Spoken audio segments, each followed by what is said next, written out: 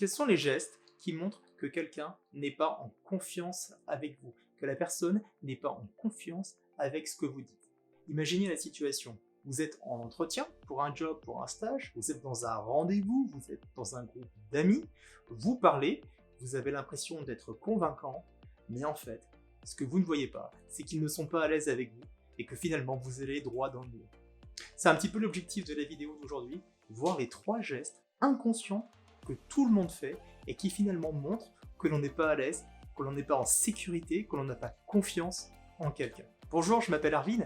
L'objectif de ma chaîne, c'est de vous donner des clés, de vous donner des techniques pour mieux communiquer, booster votre pouvoir d'influence et rester motivé quoi qu'il arrive. Premièrement, lorsque vous parlez à quelqu'un et que vous souhaitez faire passer un message, 93% du message que vous faites passer vient du langage non verbal et seulement 7% vient du langage verbal. Dit autrement, lorsque vous parlez à quelqu'un, 93% du message que vous faites passer provient de la tonalité de votre voix, de votre vitesse, du volume de votre voix, provient de vos gestes, de votre position, de votre posture, de votre façon de vous mouvoir. Un peu comme un iceberg, la majorité de la communication est entièrement cachée. Et on sait très bien ce qui se passe, parce qu'on fait des erreurs de communication, et on finit par se prendre l'iceberg. Alors attention, ce n'est pas parce que 93% de votre message est non verbal et seul 7% provient vraiment de ce que vous dites, qu'il faut négliger cette partie-là. Bien au contraire, ces 7% sont vraiment très importants pour passer votre message. Si vous dites absolument n'importe quoi, bien sûr votre message ne passera pas. Deuxièmement, il faut savoir que vous êtes jugé 2 fois quand on vous voit. On va d'abord vous juger sur votre façon de vous tenir, votre position, votre posture, les gestes que vous allez faire, et vous allez être jugé une deuxième fois quand vous allez ouvrir la bouche et que vous allez commencer à parler. Et encore une fois, ce qu'on voit dans cette situation, c'est que votre langage non verbal vient avant le langage verbal. Et c'est pour cela qu'il faut savoir identifier, décoder, maîtriser les éléments du langage non verbal. Donc le premier élément à regarder pour voir si quelqu'un n'est pas en confiance avec vous, pour voir si quelqu'un n'est pas en sécurité avec ce que vous dites, c'est de regarder la position de son corps par rapport à vous. La position du corps de la personne indique 2 choses. Elle indique d'abord où se trouve le centre d'intérêt. Par exemple, si je me tourne vers là et que je vous regarde, cela ça signifie que mon centre d'intérêt se trouve par là. Par contre, si jamais je me retourne vers vous et que je vous regarde et que mon corps est aligné avec vous, cela signifie que je vous donne toute mon attention.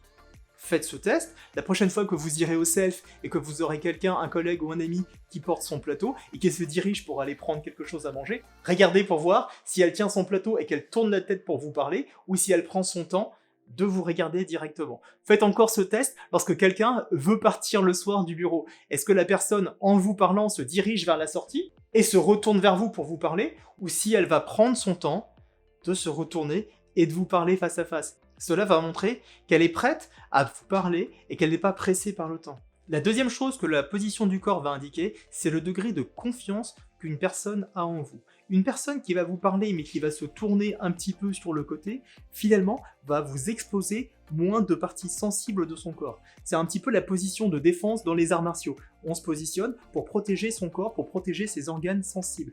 Donc cette façon de se tourner vers quelqu'un, c'est un signe de protection, c'est un signe de fermeture qui indique que la personne, elle n'est pas suffisamment à l'aise avec vous.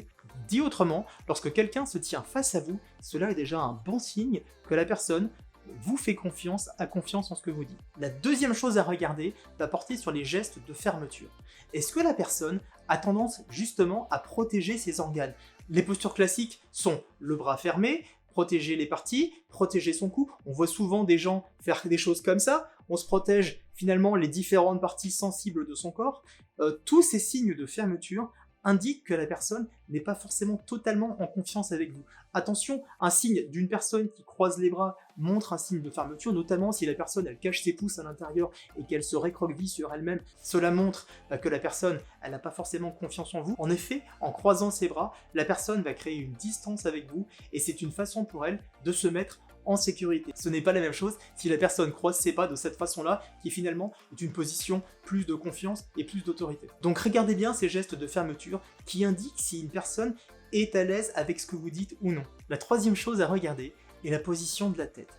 Est-ce que la personne à qui vous parlez penche la tête un petit peu sur le côté? En effet, lorsque l'on penche la tête sur le côté, On expose des parties de son corps qui sont extrêmement sensibles, on expose les veines jugulaires. Et quelqu'un qui fait ça, parce que vous parlez, montre de manière totalement inconsciente qu'elle se sent en sécurité avec vous, qu'elle vous fait confiance, elle baisse sa garde, et cela prouve que ce que vous dites la met en sécurité, qu'elle est à l'aise avec ce que vous dites. En quatrième point, j'ai un bonus. Lorsque vous parlez à quelqu'un, le regard se dirige naturellement dans une zone qui est comprise à peu près ici.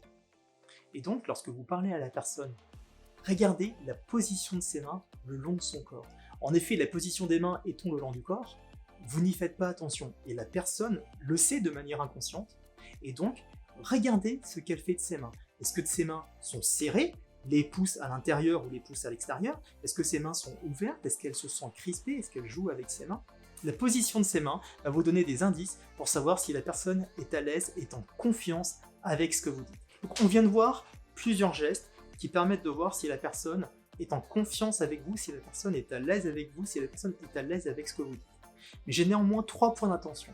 Le premier point d'attention est de bien garder en tête que ces gestes varient d'un pays, d'une culture à l'autre. Les gestes d'une personne qui vient du Japon ne seront pas interprétables de la même façon que les gestes d'une personne qui vient de l'Europe, des États-Unis. Les cultures sont différentes, les gestes sont différents. La deuxième chose est de considérer que l'on doit interpréter les gestes toujours par rapport à une référence. Si vous parlez à quelqu'un et qu'elle a les bras croisés, la question est de savoir, est-ce qu'elle a toujours les bras croisés? Peut-être que c'est simplement une position dans laquelle elle se sent à l'aise et elle croise systématiquement les bras tout le temps.